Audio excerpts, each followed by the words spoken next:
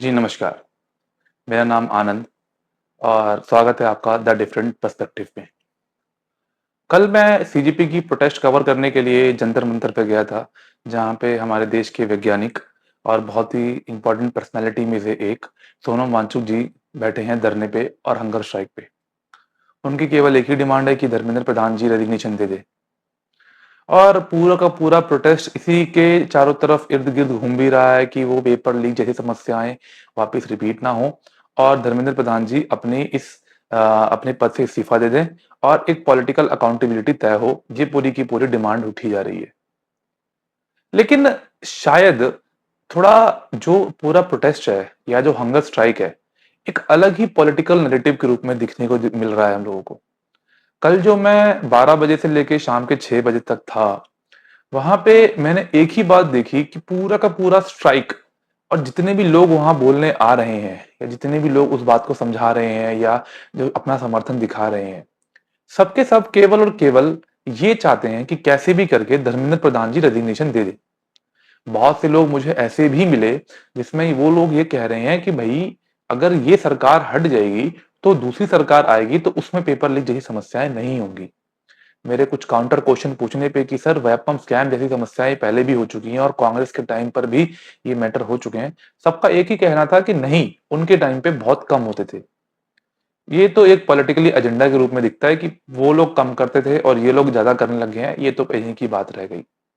उसके बावजूद भी हम लोगों ने मैंने लगभग करीब 15-20 लोगों से बातें करी और समझने की कोशिश करी कि ये चाहते क्या हैं लोग। एक सिंपल और क्लियर कट एजेंडा के साथ बैठे हैं कि भाई कि धर्मेंद्र प्रधान जी इस्तीफा दे दीजिए। हमारे को सोचने की बात क्या है, क्या धर्मेंद्र प्रधान जी का इस्तीफा हमारी इस हंगर स्ट्राइक का मेन मोटिव था या उन 20 बच्चों की मौत, जो मैं तो कहूंगा जो शहीद हुए हैं, बहुत जो शहीद हुए हैं इस करप्ट सिस्टम की वजह से, उन बच्चों को न्याय दिलाने की बात थी। पेपर लीक आज की समस्या नहीं है, 2014 में भी समस्या हुई है, वेपम स्कैम जैसे बड़े स्कैंडल्स भी इंडिया में हो चुके हैं। उसके बावजूद भी अगर ये स्कैम्स खत्म नहीं हो रहे हैं, इसके पीछे कौन कारण है? सरकार कभी नहीं चाहती है कि ये इस तरीके की बातों को लेके सरकार कभी भी जनता के कटघरे में सामने खड़े हो जाए। उसके बावजूद भी सरकार को बार-बार इस ह्यूमिलिएशन से फेस करना पड़ रहा है। तो एक कहने का पक्ष ये है कि सरकार इंटेंशनली तो नहीं चाहती है। सरकार ने प्रॉपर 2024 में एक बिल भी लेके आया, paper leak public safety bill में, जिसमें उन्होंने नॉन कॉग्निजेबल, नॉन कंपाउंडेबल जैसी बातें भी करी हैं। उसके बावजूद भी हम देख रहे हैं कि पेपर लीक जैसी समस्या खत्म नहीं हो रही हैं। तो क्या ये प्रोटेस्ट एक व्यक्ति के रेजिग्नेशन लेने से हम जस्टिफाई कर पाएंगे? क्या उन 20 बच्चों की मौत जो हुई है, उनको इस एक व्यक्ति के रेजिग्नेशन से हम जस्टिफाई कर देंगे? और हम ये एश्योर कर पाएंगे कि आने वाले बच्चों के साथ भी ऐसा कभी नहीं होगा या पेपर लीक जैसी समस्या दोबारा नहीं होगी? शायद मेरे ख्याल से नहीं। 2014 में भी वही हुआ, 2026 में भी वही हो रहा है और भगवान ना करे, मुझे ऐसा लगता है 2036 में भी ऐसा ही हो सकता है।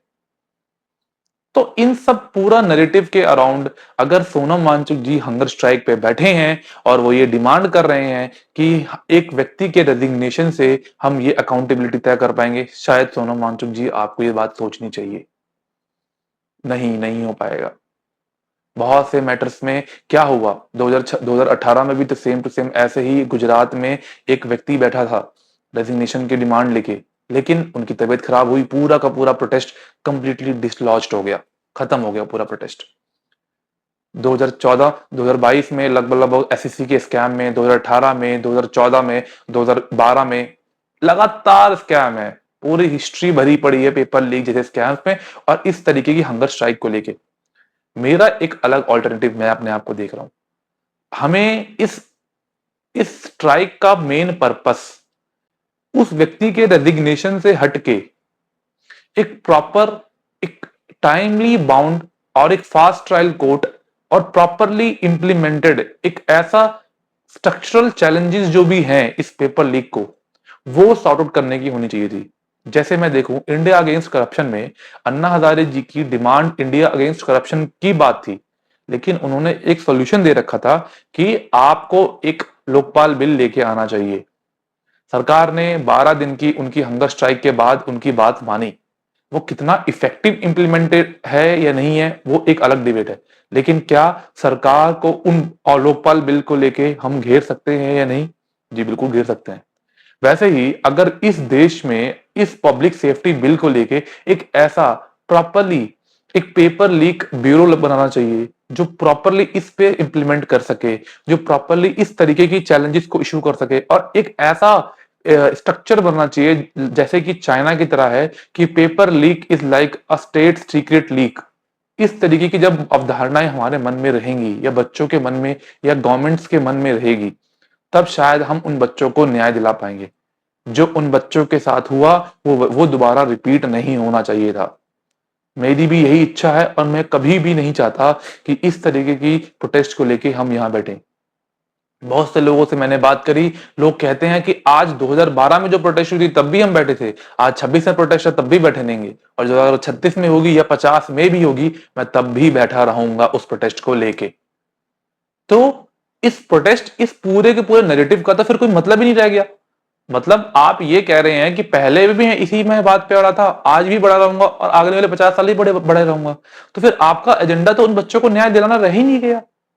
आप क्या सोच रहे हैं? इस प्रोटेस्ट को आप कैसे देख रहे हैं? अपनी राय जरूर कमेंट में दें। धन्यवाद।